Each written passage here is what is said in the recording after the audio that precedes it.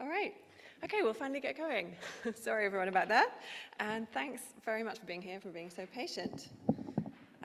Right, so I am Ellen Wiles. I am a novelist, I'm an anthropologist and sound maker, and I teach creative writing at the University of Exeter in the UK, where it's currently very dim and very drizzly. So it's extra delightful to be here in this sunny Eden with all of you. And I've been really enjoying learning about all your incredible work and creativity in the world of sound. So I'm going to be talking about my work creating literary soundwalks and fictional storyscapes, engaging audience with ecology and with the biodiversity and climate crises through immersive experiences of landscape. So it's a project that I've been working on over the last few years in collaboration with a couple of great sound people, Ellie Williams, who's a sound recordist, and Nick Allen, who's a sound recordist and designer, who's here in Florida as well, and you should definitely seek him out for a chat if you haven't already. So I'll begin by telling you a bit about my story, just how my slightly meandering path from music through law, anthropology and creative writing led me to this world of acoustic ecology. I'll reflect a bit on the concept of the literary soundwalk and offer some thoughts about what literary narratives might have to offer in counterpoint with soundscapes. And then linked with that, I'll reflect on the possibilities for fictional sound stories that imaginatively inhabit the points of view of the multitudinous non-humans who inhabit our landscapes with us. Like this delightful gopher tortoise, who we met yesterday. I have a little clip. I don't know if it's going to work to play this clip. Anyway, here we go. Oh. Sound's not coming through, sadly, but it made a lovely scuttly sound through the leaves. And I was thinking, what must it feel like to carry your bedroom on your back and to listen not with ears as we do, but through vibrations from the ground through your feet, and even sensing the changes in water pressure through your feet. Oh, it's happening. Okay. Yeah, you definitely deserved a second outing. Okay, so I've only begun focusing on sound and audio in the context of ecology in the last few years, but I now kind of feel like I was meant to find my way through that wardrobe. So I started out as a musician. I was a professional flute player into my 20s. You probably wouldn't know it, having watched me try to get a note out of David's mammoth bone flute replica yesterday. I studied music at university, and when I was a kid, the majority of my spare time was spent playing music or reading fiction or hiking in nature. It never really occurred to me until recently that there might be a way to integrate these three things, the sound, stories, and the walks in my work.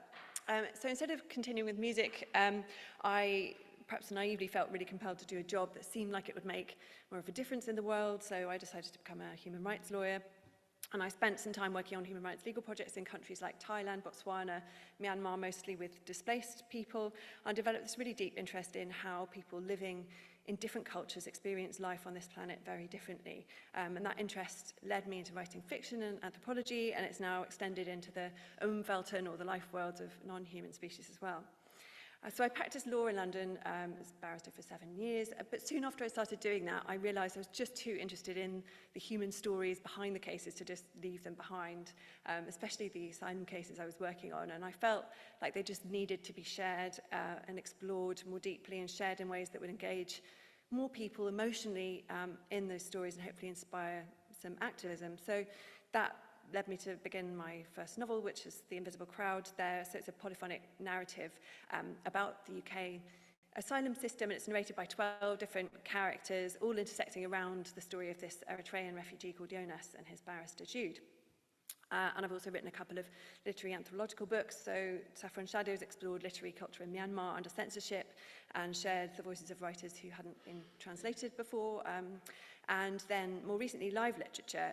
That book explores how audiences experience literary events like literary festivals, salons, and also more text-based performance art events, and how we might communicate the value of such experiences in meaningful ways through creative ethnographic writing, rather than relying on more reductive measures like data from ticket sales or simplistic questionnaire responses.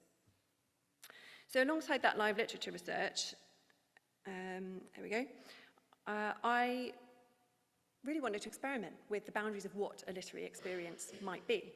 So I devised this project to stage immersive short story performances in library spaces involving cross-arts collaborations. So I invited in musicians, dancers, sound makers, live illustrators, and shadow puppeteers. I was funded by Arts Council England. One of my shows, there's some photo collages from the shows there on the screen, and the screen there, on the picture on the right of the screen there, was commissioned by the British Library, and it was a response to their sound exhibition that they had at the time. So I curated it as an immersive audio show, so that audiences wore headphones and walked around to different parts of the library listening to sound-rich audio stories that were all linked by a theme of the sky. So in one of the rooms, you can kind of see it at the top there, the audiences lay down in a meadow set that we'd created in the restaurant area, looking up at projections of clouds moving on the ceiling. And so that work really gave me the taste for what might be possible in terms of storytelling and immersive sound and experience. And I was already becoming really addicted to audio as a way of reading fiction and also the world of podcasts, and fascinated by what might be possible in terms of spatial and immersive sound design. So after finishing the live literature project, I felt impelled, as I know many of us here have, to focus on the climate and ecological crises in my work. And at that point, I knew I really wanted to develop a project that focused on sound and on immersive experiences of sound, as well as on storytelling. So after exploring the world of soundwalks and being particularly drawn to Janet Cardiff's work, I decided I would experiment with a literary iteration of the soundwalk, see if I could create sound-rich audio work in which literary narratives worked in counterpoint with spatial, sound-rich soundscapes. And I wanted to see if I could find ways to engage with quite complex scientific research and critical questions relating to the crises in the writing, but without loading the audiences with facts or statistics or bombarding them with scholarly type prose. And of course, it's the central problem faced by so many scientists and journalists working in these fields seeking to communicate their research when faced by evidenced facts and data about the climate and ecological crises linked with urgent calls to action. Many people experience fear and anxiety as a response, and they're inclined to switch off, essentially run away rather than engage. You know, I've experienced myself. It's the opposite effect to what's actually intended. And of course, there isn't an easy fix for that, but in the process of researching and developing this literary sound work, I really wanted to collaborate with scientists and experts in ecology and landscape, and strive to translate aspects of their research into forms that would be more accessible than a lot of published research, but that would also engage audiences imaginatively and emotionally, that would invite them in and immerse them in entrancing sound and story worlds. And as David's already so compellingly put it at this conference, I really wanted to explore beauty as well as brokenness in the work. So why literary narratives? Well, science has increasingly revealed the potential for literary texts in this space. Our brains are built for story. It's a product of our evolution, just as music is. And stories involve change of some kind. Our brains are primed to detect and respond to change. And as life is constantly changing and throwing obstacles at us, we can't help but feel unmoored, especially in these times. Story is a form of play that teaches us how to manage change and to gain a sense of connection and meaning. And cognitive scientists have proved that reading and listening to fiction generates empathy through the process of the theory of mind. And they've also revealed the extent to which, as a species, we derive meaning and, in fact, arrive at our understandings and values about the world through multisensory embodied experience. And good creative writing draws on all the senses, including sound, to create virtual representations of such experiences in the imagination. And given the crisis, the emergencies that we're in, it seems we urgently need more stories that enable us to empathize in deeper ways with our non-human companions and with their experiences. So my hope was that by combining storytelling with soundscapes, which, as everyone here well knows, are so uniquely effective in transporting us to non-human worlds, articulated by non-human voices, some fruitful duets could emerge. So I decided to experiment with creating some immersive literary sound walks in downloadable audio form that could be experienced either as virtual storied walks or in situ to enhance embodied experiences of the landscapes and the paths being explored. So I was first commissioned by this organisation that looks after a protected landscape in the UK near where I live. It's the East Devon Area of Outstanding Natural Beauty. And they were working on this project in partnership with an artist collective called Double Elephant. And they commissioned me to make a sound walk responding to the East Devon Way. This is a walking route that passes through a really gorgeous area of the countryside, still really rich in biodiversity as well as in history. Terrain is really varied. It's protected in various ways, including as a site of scientific interest. It includes this rare, fascinating landscape, this high pebbled heathland overlooking the sea with an Iron Age fort, and the heathland is comprised of these Triassic era pebbles, which is why it's called the pebble bed heaths. And it's also got passes through a lush woodland that's really rich in lichens and mosses and fungi, and it was used, the wood from the forest was used to harvest timber for ships for the Battle of Waterloo. But most of the land is still part of this huge estate that's owned by one wealthy family, and its use, although it's protected, remains quite contested, and different stakeholders and users of the land have very different views about what should be valued and protected there, including which species. This is an illustrated map I created just to give a sense of the shape and topography of the route. So I researched the piece partly by walking the path with various ecologists, botanists, other experts, and then I developed the script in the form of a literary essay that interweaves descriptions of the environment along the route with reflections on its ecology and history.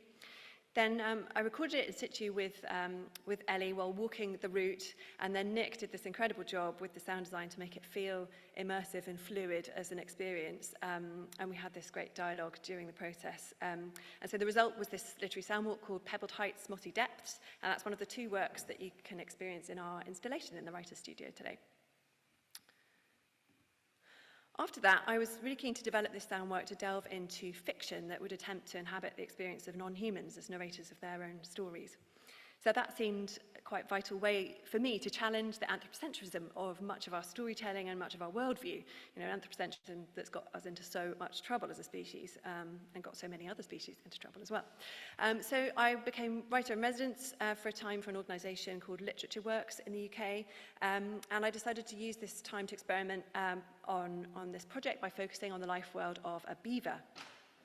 So beavers were hunted to extinction in the UK about 400 years ago, and they've only been recently reintroduced over the last few years. The first beavers were introduced in Devon, near where I live. And the science is clear that beavers are a keystone species. They can have a profound effect on the ecosystem around them, increasing biodiversity and water resilience, helping to prevent flash flooding that's caused by climate change. But their reintroduction has been very controversial among some communities, especially farmers who aren't very keen on the prospect of their neat fields gaining unplanned ponds, etc. So to explore what it might be like to be a reintroduced beaver on a Devon river, I collaborated with a leading environmental scientist in the UK who's based also at the University of Exeter, Professor Richard Brazier, and he's a key figure behind the licensing of beaver reintroductions in the UK. So it's fascinating to go on beaver walks with him, to see the difference that they're making in the environment, to witness how they do their work. And then worked with Nick again, who did a brilliant job of designing a soundscape, also from a beaver's point of view. And the result was this storyscape that we jointly created called The New Riverscapers. And that's a much shorter piece. It's just about 20 minutes long. And you can also experience that in our installation today. Before I finish, I just would like to tell you a bit about our new project working on with Nick, which I'm really excited about. It's currently in development, and it builds on both aspects of this literary sound work. So it's been commissioned by the National Trust, which, if you don't know about it, is this great organisation in the UK which owns a great deal of land, including many protected and incredibly beautiful and environmentally important landscapes. And they've embarked on a new strategy across their land, which is focused on connecting people with nature and doing their part to address the climate and ecological crises and to increase biodiversity. And on one of their biggest estates in Hunnicut in Somerset, which is this vast 12,500 acre estate, they're undertaking a really radical project to increase biodiversity and climate resilience in the landscape. They're really metamorphosing the place into something very different, and they commissioned me to make some work in response to that. So it's a really stunning, varied landscape. You can see from the picture there, it includes high moorland and coastland as well as farmland. And as part of it, they're undertaking this major floodplain restoration. It's the first of its kind in the UK, and it's emulating this pioneering project in Oregon, where they're fundamentally changing the shape and nature of part of the river, opening out into the land around it to create a new wetland. And they're also introducing species like the beaver and water vole, and planting 250,000 trees. So it's a really great example of what is possible and what really needs to be done globally. So in response to that, Nick and I have been collaborating to create 2 sound works. The first is a sound walk called Wanderers. So it's in a similar vein to Pebbled Heights that I've told you a bit about, but it tells the story of how this landscape is metamorphosing with these new changes that the Trust is introducing, while exploring a route that I've curated that offers these views over the valley and spans woodland, farmland, and moorland beacon with these views, again reflecting not just on the ecology and the changes, but the history of the place and some of the people and species that have inhabited it over time. And then the second work that I'm even more excited about is another fictional work called Riverlandia. And this piece is being narrated by multiple voices of creatures who inhabit the river valley in Hunnicutt. So my wonderful mother, who's an artist, Gaynor Wiles, she sketches these illustrations of the narrators for me that you can see there. So one of them is the river Alla, that's at the top left there. There's a golden-ringed dragonfly, an alder tree that's been felled by a beaver, a sheep who's having to deal with some foot rot treatment, a skylark flying over the farmland, a bullhead fish, a tree lungwort collective, and a human girl. So all these different points of view are connected through a story that follows this girl. So she's a teenager, she's just finishing her time at a farm school for children with profound social challenges, and she needs to work out what to do next and seems to only be able to find solace among non-humans. And the draft soundscape, this is still in progress, that Nick's been working on, is really rich and evocative and composed for a combination of sounds recorded in situ and designed as well. And we've been having really interesting ongoing discussions about the extent to which the soundscape works with the narration but isn't subservient to it, as an audio drama might be. So we're both really keen that it has its own separate identity as a form of story as well, working counterpoint with the narration. So enabling the audiences to connect with these species being described in their own voices and rhythms, and giving the non-human elements of the environment in the soundscape an additional level of agency. But yes, while that's in progress, we'd love to share Pebbled Heights and the new Riverscapers with you. So they'll be on a continuous loop all today that starts every 3 hours in the writing studio opposite. So the new Riverscapers starts again at 11:30, that's about 20 minutes, and Pebbled Heights starts at 12, that's about 2 hours long, so that's a longer experience, and it'll carry on till late this evening. And just a final thought to wrap up. As the wonderful Ursula K. Le Guin said, we read to find out who we are. And I hope that when we listen to audio storytelling in counterpoint with nature-rich soundscapes, we can not only find out more about who we are, but we also find out more about who our non-human companions are and what it means to be intertwined together on this precious and precarious planet. Thanks for listening.